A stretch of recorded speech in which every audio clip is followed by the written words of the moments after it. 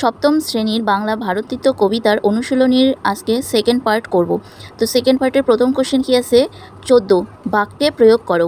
মানে আমরা যেরকমভাবে বাক্য রচনা করি সেরকমভাবেই আমাদেরকে বাক্যে প্রয়োগ করতে হবে। তো তোমাদের মাথায় একটা কোশ্চেন আসতে পারে যে সেটা বাক্য রচনা কেন করলো না। তো হ্যাঁ, এখানে একটু ঘুরিয়ে ফিরিয়ে তোমাদের কোশ্চেনটা করেছে যে বাক্যে প্রয়োগ করো। তো চলো আমরা কিভাবে করব। উদার দিয়ে একটা বাক্য রচনা করলে কি হয় যে ভারতের হৃদয় সকল জাতির প্রতি উদার।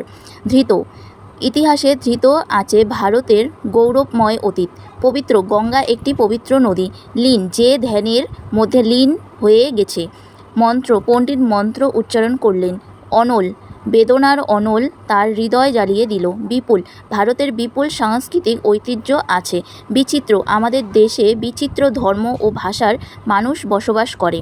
সাধনা, অনেক সাধনা করে কবি এই কবিতা লিখেছেন ভারত তীর্থ।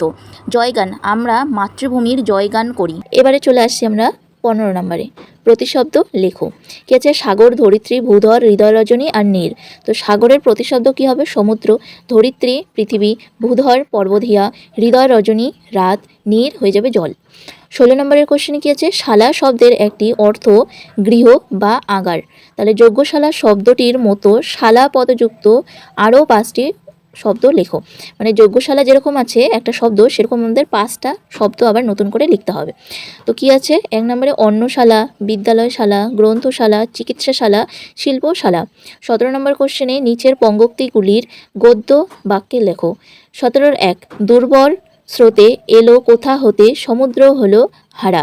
তো এটা আমরা গদ্যরূপে যদি সাজাই তাহলে কীরকম হবে? উত্তর, কোথা থেকে যে এত দুর্বল স্রোত এলো তাতে বিশাল সমুদ্রও পরাজিত হলো। তাহলে এবার পরাজিতটা কোথা থেকে আসলো? হারা মানে হারিয়ে যাওয়া বা পরাজয় হওয়া। এবার 17-2 কোশ্চেন। উদার ছলে পরমানন্দে বন্দন করি তারে। কি হবে উত্তর? আনন্দ আর উদারতায় আমি তাকে বন্দনা করি। 17-3 হৃদয় ত্রন্তি উঠেছিল রণ রবি। উত্তর কি হবে? মনে মনে বাঁচতে শুরু করেছিল যুদ্ধের ডাক। 17-4 হেতায় নিত্য হেতা পবিত্র ধরিত্রী রো। উত্তর কি হবে? এই দেশেই প্রতিদিন পবিত্র মাটির পূজা হয়। 17-5 হেতায় সবারে হবে মিলিবার অনন্ত শিরে। উত্তর কি হবে? এখানে সবাই মিলে হবে ঈশ্বরের আশ্রয়ে।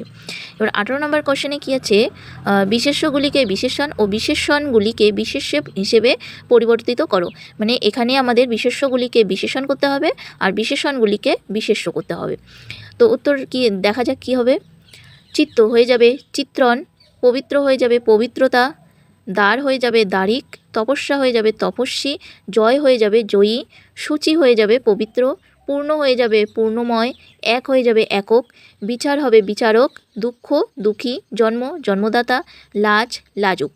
তো আমরা বিশেষণগুলিকে বিশেষ্য আর বিশেষ্যগুলিকে বিশেষণ করলাম। এরপরের কোশ্চেন 19 নম্বর। সন্ধি বিচ্ছেদ করো। উত্তর, পরমানন্দ কি হয়ে যাবে? পরম যোগ আনন্দ। দুর্বার মানে দুঃ যোগ বার। ওঙ্কার, ওম যোগ কার। হোমানল, হোম যোগ অনল। দুঃসহ, দুঃ যোগ সহ। আজকের এই ভারতীর্থ কবিতাটির শেষ কোশ্চেন 20 নম্বর। কি আছে? বিপরীতার্থক শব্দ লেখো। উত্তর, পূর্ণ হয়ে যাবে পাপ, ধীর অধীর, ধৃত অপধৃত, আহ্বান বিসর্জন, দুর্বার মানে দুর্বল, বিচিত্র একঘেয়ে, বহু অল্প, অপমান সম্মান, বিপুল মানে ক্ষুদ্র, তরা মানে বিলম্ব। তো আজকের এই ভারতীর্থ কবিতাটির যে সেকেন্ড পার্টটি আছে সেটা আজকে তোমাদের কমপ্লিট হলো। আশা করব তোমরা আমার প্রত্যেকটি ক্লাসের ভিডিও বুঝতে পারছো এবং জানতে পারছো। আর যদি তোমাদের ভালো লেগে থাকে তাহলে অবশ্যই কিন্তু আমাকে কমেন্ট করে জানাবে। যদি পরবর্তী ক্লাসগুলোর ভিডিও পেতে চাও তাহলে অবশ্যই আমাদের এই চ্যানেলটি সাবস্ক্রাইব করে রাখবে আর বন্ধুদের মাঝে শেয়ার করে দেবে। ভিডিওটি ভালো লাগলে অবশ্যই লাইক কমেন্ট করে দেবে। Thank you.